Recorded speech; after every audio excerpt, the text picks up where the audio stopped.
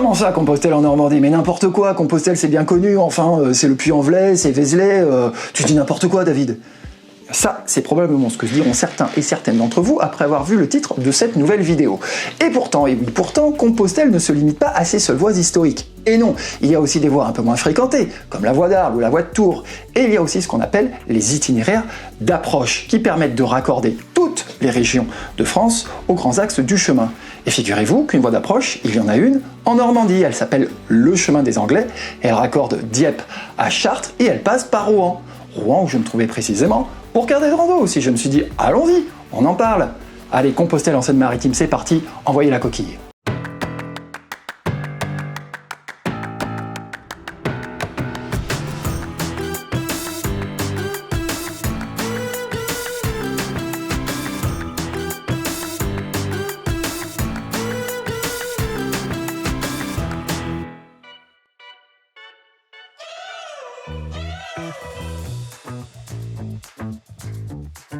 Alors Compostelle et moi, c'est déjà une toute petite histoire en commun. Alors bien sûr, je ne l'ai encore jamais fait intégralement, je me garde ce petit plaisir pour ma retraite, ça me donnera l'impression de continuer à travailler, vous voyez.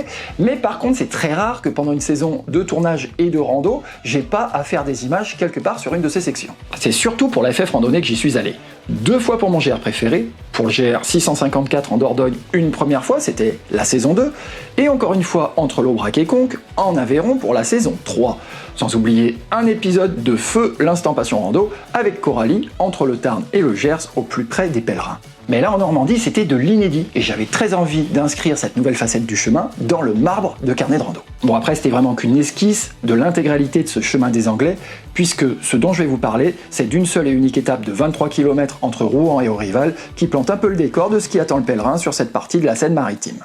Alors avant de commencer, il faut que je vous dise un petit truc. Et oui, ce débrief rando, il est un petit peu particulier dans le sens où il y a toute une première partie où c'est pas exactement de la randonnée. On va être à pied, certes, mais on va marcher en ville plutôt sous un angle touristique et découverte. Alors si c'est pas trop votre truc de faire du tourisme à pied dans les villes et que vous voulez de la rando, de la pure, de la dure dans la nature, je vous ai chapitré cette vidéo et je vous invite donc à sauter directement au chapitre intitulé Les Roches d'Aurival. Voilà, si par contre découvrir Rouen a du sens pour vous, ne touchez à rien, on y va tout de suite, on poursuit. Avec moi ce jour-là, j'avais Patrick et Bernadette qui étaient mes invités sur cette session de reportage en Seine-Maritime 2021. Patrick, alias Patrick Rando sur les réseaux pour celles et ceux qui le suivent, il est de Marseille. C'est un éternel curieux et je me doutais que lui ouvrir les portes de Rouen et de ses alentours allait le passionner.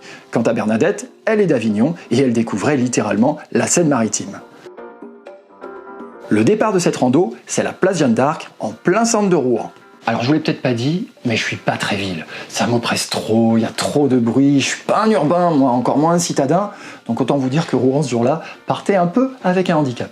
Et comme je suis ni Stéphane Bern, ni Laurent Deutsch, et encore moins Nota Bene, j'ai veillé à m'entourer des bonnes personnes pour ne rien rater des essentiels de Rouen.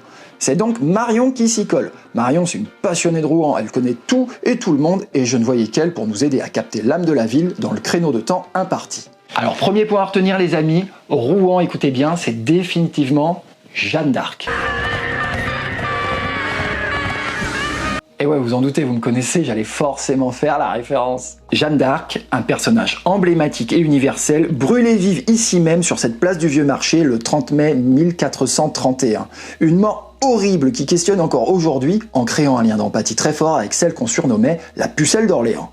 Et là, ça m'a fait d'autant plus cogiter qu'il y a 3 ans, je filmais, vous savez quoi? La maison natale de Jeanne d'Arc, et oui, à Domrémy dans la Meuse, sur le tournage de mon GR préféré, sur le GR 714. Les hasards de mon métier m'ont conduit aux 2 extrémités de la vie de cette icône nationale, dont le souvenir traverse les siècles sans avoir perdu de sa force d'expression. Et Rouen, c'est un hommage à ciel ouvert à Jeanne d'Arc, dont la présence imprègne encore très largement les monuments et le quotidien de la grande ville. Direction ensuite la cathédrale de Rouen, pièce maîtresse de l'équilibre architectural de la métropole et source toujours moderne de superlatifs. Pas d'hésitation, c'est du 100% gothique, mais du gothique vivant, du genre qui évolue avec son temps. Les Vikings l'ont abattu au 9e siècle, puis les bombes alliées, partiellement au 20e. En vain, elle est toujours là. Et pour la petite histoire, sachez que c'est la plus haute de France et aussi la 3e plus haute église du monde, mais si, sa flèche en fonte, elle monte jusqu'à 151 mètres d'altitude, c'est quand même pas rien.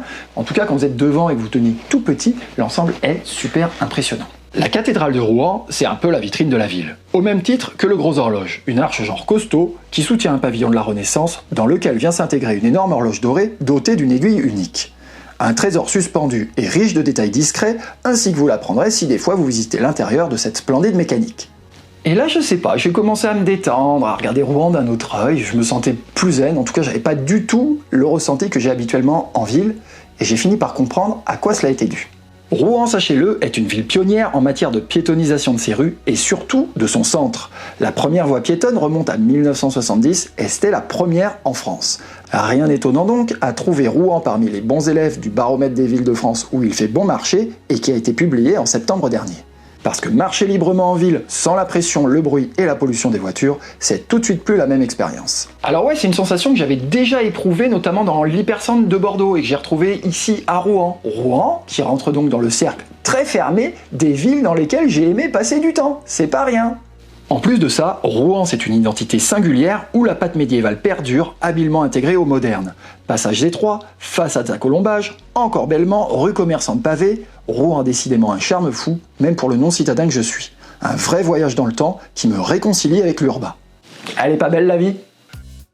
Le prochain arrêt de cette randonnée sur le fil de Compostelle à Rouen, c'est le Jardin des Plantes, cette fois en retrait du centre-ville, de l'autre côté de la Seine et dans ce qui est déjà la partie sud de la métropole. Le Jardin des Plantes, qu'on appelle ici le poumon vert de Rouen, c'est l'occasion d'une pause méritée quand on vient de se frapper 2,5 km de bitume. Au-delà de la rutilante serre centrale, ce sont 8 hectares de nature minutieusement entretenus qui s'ouvrent aux visiteurs et où s'abritent quelques 5000 espèces de plantes et de végétaux. Et oui, car en effet le Jardin des Plantes a également vocation d'officier comme conservatoire pour des espèces végétales issues des 5 continents. Volières et serres exotiques seront également au rendez-vous des curieux qui auront poussé leur déambulation jusque dans les recoins les plus secrets du lieu. Alors oui, je suis d'accord, il n'y a pas non plus de quoi y passer des heures, mais il faut savoir que c'est agréable parce que surtout ça casse bien la patiente remontée de ce grand axe routier qui relie le centre de Rouen au parc des Bruyères, la prochaine étape de notre pèlerinage d'un jour.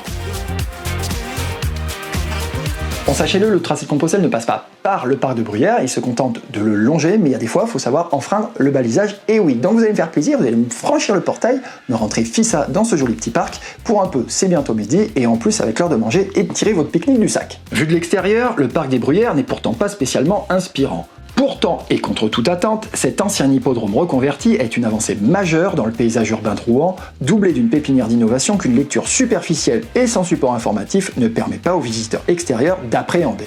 Les 28 hectares de cet espace sont en effet, et bien au contraire, une authentique mosaïque de paysages, ne se limitant pas à ces seules immenses pelouses. Donc on est sur un parc naturel urbain, donc on a énormément de zones qui sont ce qu'on appelle maintenant en gestion différenciée. Donc c'est-à-dire qu'on ne va pas aller tondre les pelouses très régulièrement, sauf la partie qui est juste derrière vous, qui fait 6 hectares et qui est une pelouse de pique-nique. Par contre, tout le reste du site est en gestion différenciée. Donc là, l'idée, c'est de laisser un libre développement à la végétation. Et nous, on a la possibilité derrière de réutiliser tous ces matériaux-là. En l'occurrence, ici, on va faire du foin. Voilà, donc on fait une à 2 fauches par an, qu'on va valoriser, soit en paillage si on a la possibilité de partir sur du pâturage, soit en paillage pour nos végétaux. Rien n'a été laissé au hasard dans ce champ des Bruyères qui arbore le visage dynamique de l'écologie urbaine de demain. Et les habitants sont invités à s'approprier ces lieux dans lesquels on trouve également un jardin partagé et une ferme pédagogique. Attendez, on a déjà parlé de la piétonisation du centre et maintenant de ce projet ici, au parc des Bruyères. Moi je dis bravo Rouen, hein, franchement, j'aurais jamais parié qu'il y avait autant de boulot et d'engagement, au pluriel bien sûr, derrière ce parc. Nouveau chapitre paysager de l'itinéraire, la forêt de la Londe-Rouvray, malgré l'empiètement de la métropole, offre encore une belle superficie de 5000 hectares à ses visiteurs. Serrée en tenaille entre les bras d'un méandre de la Seine, la Londe-Rouvray hisse son plateau forestier à un peu plus d'une centaine de mètres au-dessus du niveau du fleuve. Et le truc qui m'a sérieusement interpellé, c'est comment on passe de la forêt à la ville en un claquement de doigts, comme ça. Je le refais. Magique, non? Plus sérieusement, la frontière entre les deux univers est nette, immobilisée aux portes de la ville et offre aux citadins la possibilité d'une échappée verte immédiate et entière. Un vrai atout pour la pratique des activités de pleine nature. Et on y retrouve même les balises du GR2. Ça vous dit quelque chose le GR2? Parce que moi oui, hein. Le GR2, j'en ai déjà parlé dans des carnets de rando consacrés à l'heure. Une première fois, c'était du côté des Andelys et des boucles de la Seine, et une seconde fois, lors d'une boucle sur les coteaux de Giverny. Et Giverny qui était précisément le terminus d'un épisode de mon GR préféré de la saison 2 consacré à qui? Eh bah oui, au GR2.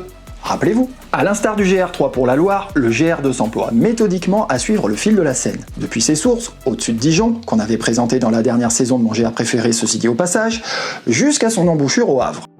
Et on le retrouve ici, en Seine-Maritime, au débouché d'Oissel, avant qu'il ne remonte vers le belvédère du Catelier. Un cul-de-sac pour les voitures, au-delà duquel un sentier en bonne et due forme happe enfin le marcheur dans une intimité appréciée. Avant de plonger sous les frondaisons des arbres, le marcheur profite alors du vaste panorama, un cadre élargi, au pied duquel se dévoilent des bribes de la Seine, coiffées à l'horizon par le mur sombre d'une autre forêt, celle de Bord-Louviers.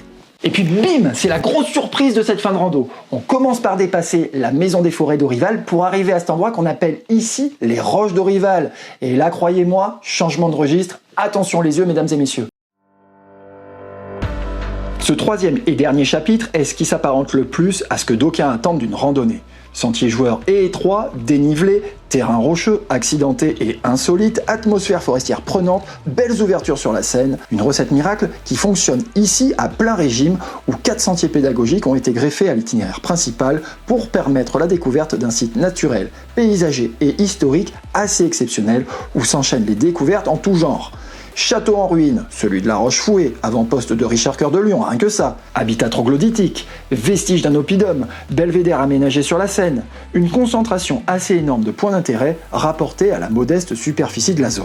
Oui, les Roches d'Orival réservent leur lot de surprises et prennent clairement leur distance avec le volet tourisme pédestre qui sied plus spécifiquement à la première moitié du parcours. Les Roches d'Orival, c'est vraiment un site pour les explorateurs. Un peu comme à Buhout, vous savez, dans le Luberon, ou sur la colline de Barry, près de Saint-Restitut dans la Drôme, des spots dont je vous avais déjà parlé sur Carnet de Rando. Après la ville, les parcs et la forêt, les Roches d'Orival jettent de l'aventure et de la fantaisie dans la marmite de l'itinéraire. Un parcours joueur, tracé dans une forêt au parfum de l'ail des ours, où s'épanouissent des essences variées parmi lesquelles le hêtre, le chêne et le pin sylvestre, ainsi qu'une biodiversité remarquable.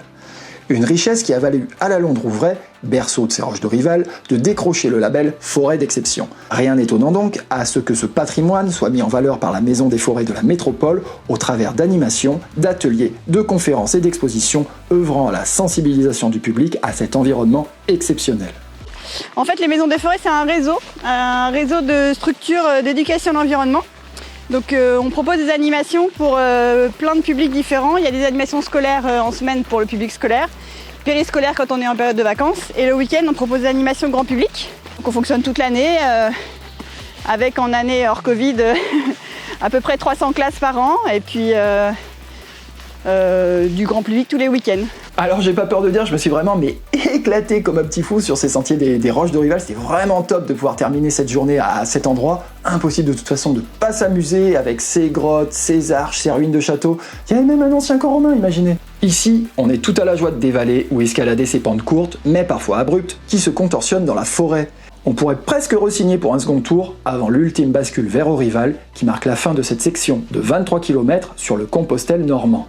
La suite, c'est Elbeuf de l'autre côté de la Seine, et puis Dreux, et puis Évreux, et puis Chartres, mais tout ça c'est une autre histoire que je vous raconterai peut-être un jour sur le blog ou en vidéo.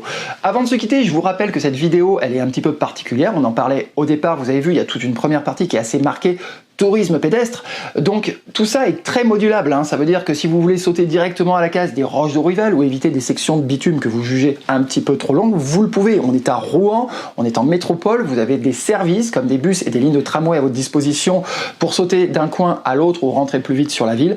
Tout ça, je vous l'explique en détail dans l'article qui se trouve sur le blog de Carnet de Rando, www.carnetderando.net. Vous y trouverez également la fiche topo à télécharger de l'itinéraire. Ça, c'est cadeau.